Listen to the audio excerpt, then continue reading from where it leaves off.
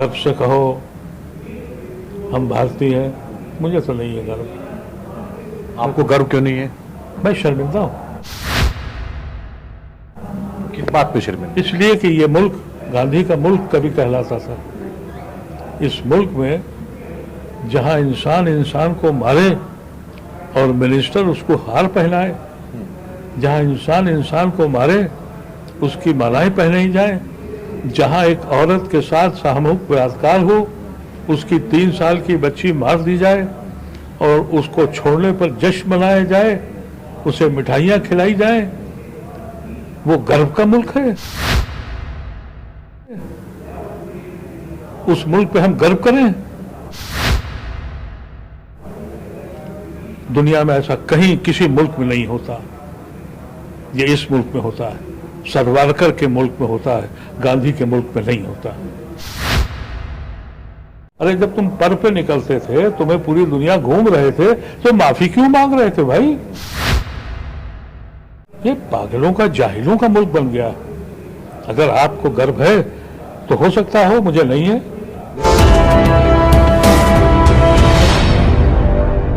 जब से केंद्र में सत्ता परिवर्तन हुआ है, तभी से मुसलमान किसी न किसी बहाने निशाने पर रहे हैं, उनकी आइडेंटिटी निशाने पर रही है। हमारे साथ में इस वक्त राज्यसभा के पूर्व सांसद मोहम्मद अतीब मौजूद हैं। सर, ये आज़ादी के पहली बार आज़ादी के बाद ऐसा हुआ है कि जो सत्ताधारी पार्टी है का कोई भी मेंबर ऑफ पार्लियामेंट ना राज्यसभा में ना लोकसभा में है, कोई मिनिस्टर भी नहीं है। ये जो सबका साथ और सबका विकास का जो नारा है सरकार का और सबका विश्वास का, तो क्या ये बातें उससे मेल खाती हैं? नहीं, उनको तो देखिए हिंदू राष्ट्र बनाने का उनका तो अज़्म है।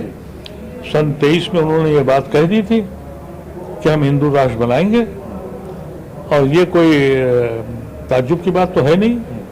आप सुप्रीम कोर्ट चले जाइए, वहां पर भी कोई आपको नहीं मिलेगा, और एक आध कोई आ गया है तो आ गया, नहीं तो नहीं आएंगे।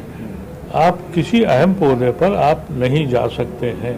एक आपको मैं बताऊं कि ज़हनी कैफियत क्या होती है, कि मुझे याद है कि जब ये अब्दुल कलाम साहब ने बॉम्ब का वो किया था, उस वक्त तो बीजेपी का असर नहीं था। मेरे एक दोस्त हैं, उनके भाई आरएसएस के थे। मैं अपने दोस्त के पास बैठा था, उनके छोटे भाई आ गए और उनको बना दिया गया था इसका हेड, जो इसकी टेक्नोलॉजी थी बॉम्ब की जो भी। तो वो आए बड़े परेशानी में, और उन्होंने कहा कि राहुल गांधी का दौर शाह था मेरे ख्याल से। उनका साहब गजब हो गया, एक मुसलमान को एटॉमिक एनर्जी का इंचार्ज बना दिया। अब बेचारे मेरे दोस्त बात काटने लगे, और वो ये मुझे जानते नहीं थे कि मैं हिंदू हूँ या मुसलमान हूँ। और जो उन्होंने बकवास शुरू की, तो मैं बाद में सोचने लगा क्या ऐसा भी लोग सोचते हैं? उस वक्त 60-65 साल हुए थे आज़ादी के। मैंने कहा अभी भी ये जहन में है। तो जब वो उस वक्त ये सोचा जा रहा था, तो आज तो आप सोच ही नहीं सकते कि क्या होगा। अब तो ये जुर्म है कि साहब फला आदमी स्टेशन पे नमाज पढ़ रहा था, पकड़ लिया गया। और अभी एक अखबार में पढ़ा था कि किसी के घर में, वहाँ किसी गांव में मस्जिद नहीं थी, घर में नमाज पढ़ते थे, वो भी पकड़ लिए गए। और फिर भी कहा जाता है कि साहब गर्व से कहो हम भारतीय हैं, मुझे तो नहीं है गर्व। आपको गर्व क्यों नहीं है?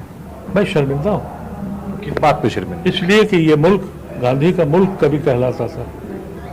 इस मुल्क में जहाँ इंसान इंसान को मारे और मिनिस्टर उसको हार पहनाए, जहाँ इंसान इंसान को मारे उसकी मालाएं पहनाई जाए, जहाँ एक औरत के साथ सामूहिक बलात्कार हो, उसकी 3 साल की बच्ची मार दी जाए और उसको छोड़ने पर जश्न मनाया जाए, उसे मिठाइयाँ खिलाई जाए, वो गर्व का मुल्क है।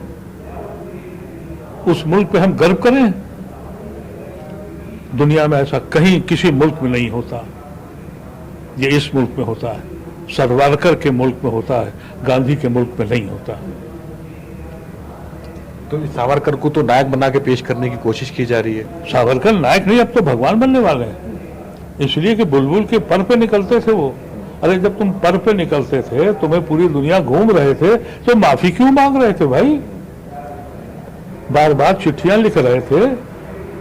लेकिन ये बच्चों को, 8वीं क्लास के बच्चों को पढ़ाया जा रहा है कि जब वो ग्रेजुएशन तक पहुंचे तो फिर उनके अंदर एक भगवान की खूबी हो कि वो चिड़िया के पर पे उड़ रहे थे।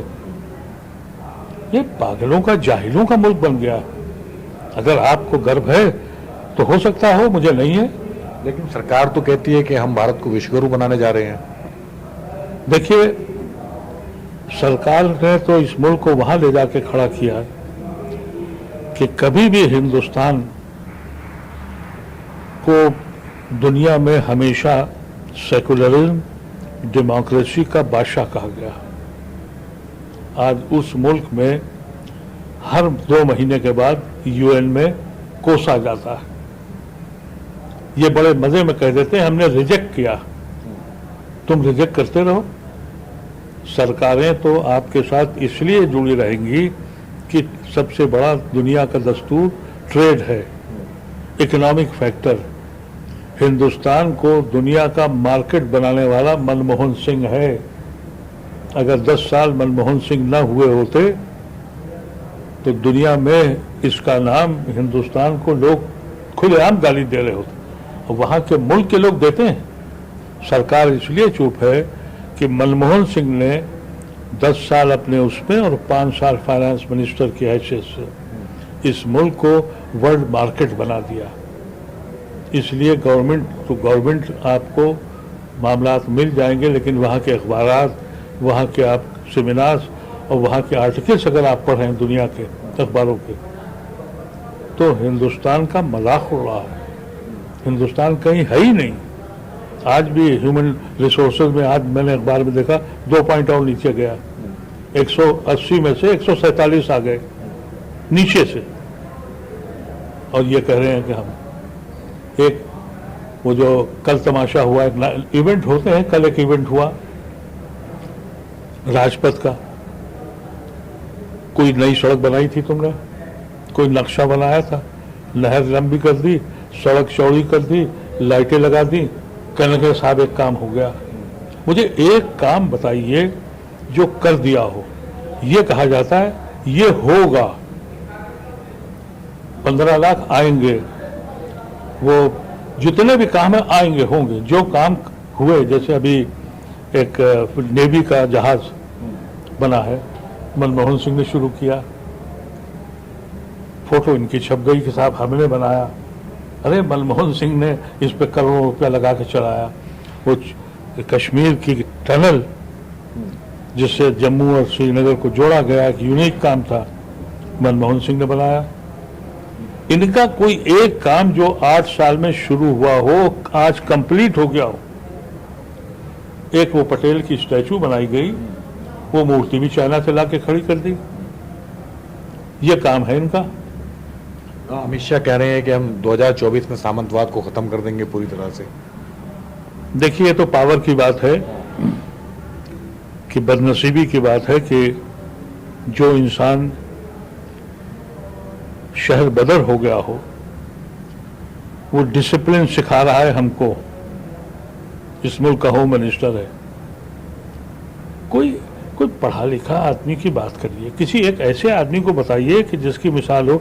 ये जितने भी नाम ले रहे हैं, कल उन्होंने स्टैचू लगाया सुभाष चंद्र बोस का, कांग्रेसी, शदीद दुश्मन आरएसएस का, अपना लिया। वल्लभ भाई पटेल, जिन्होंने इनके ऊपर बैंड लगाया था, कहने हमारा। तो ये जब इन्होंने, आप अंदाजा कीजिए कि जवाहरलाल नेहरू की फोटो गायब है, और ये बीमार लोग हैं, इन पे तबसरा करना अपना वक्त खराब करना है। लेकिन जब शमा बुझने लगती है तो उसकी लौ बहुत बढ़ जाती है। ये आखिरी स्टेज है और ये शमा बुझेगी। आप कह रहे हैं आखिरी स्टेज है, वो कह रहे हैं कि अभी तो हम 2047 तक तो सत्ता में रहना ही रहना है हमें। अगली जो उन्होंने टाइम जो दी है अपनी अवधि वो 2000 पहले 2022 थी, अब 2047 कर दिया बढ़ाकर उसको। देखिए ऐसा है कि अगर ये 24 में वापस आ गए किसी तरीके, इसलिए आ सकते हैं, इलेक्शन कमीशन इनका है, सारे इंस्टीट्यूशंस इनके हैं, कुछ बेईमानी भी करेंगे, जो भी है नहीं है तो बाद में खरीदेंगे, क्योंकि अब तो ये भी काम इनका है, तब तो ये खरीदते भी हैं जो जीत जाए, क्योंकि आज का एमएलए एमपी जो है वो जानवरों की तरह मंडी में बिकता है, तो खरीदने की बात कर रहे होंगे। लेकिन आप यकीन करें अगर रह जाएंगे तो ये मुल्क तो नहीं बचेगा, ये मुल्क नहीं बचने वाला है। इस मुल्क में की जो जड़ें मजबूत की थी नेहरू और नेहरू खानदान ने, उसकी चूल्हे तो हिला दी हैं इन्होंने। और इनका सबसे बड़ा दुश्मन जो है, अभी मैं कल देख रहा था व्हाट्सएप पे कि साहब नेहरू अगर ना होता तो ये पार्टीशन नहीं हुआ होता। 20 करोड़ मुसलमान तो इनसे झेले नहीं जा रहे, अगर पार्टीशन ना हुआ होता तो यहाँ कितने मुसलमान होते? 50 करोड़। और जो दलित हैं 50 करोड़, वो दलित रहते हैं मुसलमान हो गए होते। ये समझ में नहीं आया इनकी, बैठे बैठे डिंगे मार रहे हैं, क्योंकि पार्टीशन इन्होंने खुद कराया था, आरएसएस ने कराया था। लेकिन अब किसको क्या बताया जाए? सर विपक्ष, आखिरी सवाल है, विपक्ष को जो एक करने की कोशिश की जा रही है, ये कितनी सफल होगी या नहीं होगी? देखिए ऐसा है कि सियासी बातों में तो मुझे बहुत मायूसी है, सबसे बड़ा नुकसान इन्हीं लोगों ने किया है। मुझे बहुत कम लोग ऐसे दिख रहे हैं अभी भी जो इस मुल्क के लिए सोच रहे हैं। हर पार्टी अपनी पार्टी को एक्सपेंड करने में लगी हुई है, उसको मुल्क से कोई लेना देना नहीं।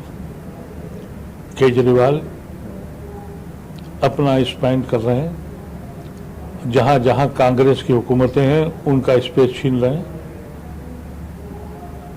मायावती ममता बनर्जी का आज मैंने बयान पढ़ लिया कि सब लोग मिल जाइए और हम लीड करेंगे। वो स्पेस गोवा में कांग्रेस का छीनने चली गई, नतीजा हुआ कि वहां बीजेपी की सरकार बन गई।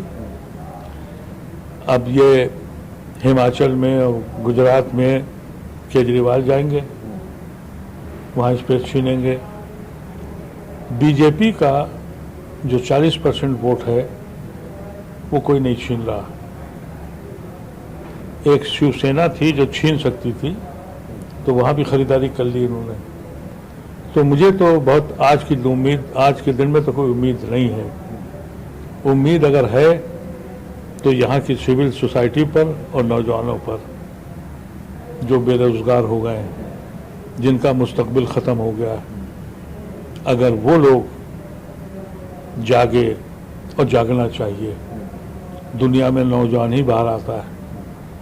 यहाँ जब भी इनकलाब हुआ, गांधी ने जब मूवमेंट शुरू किया तो 2021 में बनारस हिंदू यूनिवर्सिटी गए और 2021 में अलीगढ़ मुस्लिम यूनिवर्सिटी गए, और जाकिर साहब और ये पूरी टीम लेके वहाँ से आए वो। जबकि अलीगढ़ में तो मुस्लिम लीग का बड़ा जोर था, लेकिन वहाँ भी डेंट लगाया। वीपी सिंह इनकलाब लेके आए, नौजवानों को लाए अपने साथ। तो अब अगर नौजवान खड़ा हो गया तब तो कुछ दिखता है, तब तो ये सड़कों पे दौड़ा दौड़ा के मारे जाएंगे। जितने इन्होंने घपले किए हैं, जितने पैसे कमाए हैं, ये सब रखा लिए जाएंगे। और जो इन्फोर्समेंट एजेंसीज ने जो डकैतियां डाली हैं, इनके हुक्के पानी बंद हो जाएंगे। ये वक्त आएगा, लेकिन इन पॉलिटिकल पार्टीज से तवक्को करना आज की डेट में मेरे दिल में नहीं उतरता। तो मोहम्मद अजीज साहब का मानना है कि वे सियासी जो पार्टियां हैं, जो राजनीतिक दल हैं, उनसे पूरी तरह मायूस हो चुके हैं, लेकिन उन्हें उम्मीद है, सिविल सोसाइटी से उम्मीद है और उन बेरोजगार युवाओं से उम्मीद है जिन्हें रोजगार नहीं मिला। उनका मानना है कि अगर वो नौजवान सड़कों पर उतरेगा तो भारत में बदलाव संभव है। अब वो सड़कों पर उतरेगा या नहीं उतरेगा, या धर्म की अफीम चाट कर ऐसे ही सोता रहेगा, ये वक्त बताएगा। वसीम अकरम त्यागी, दिल्ली।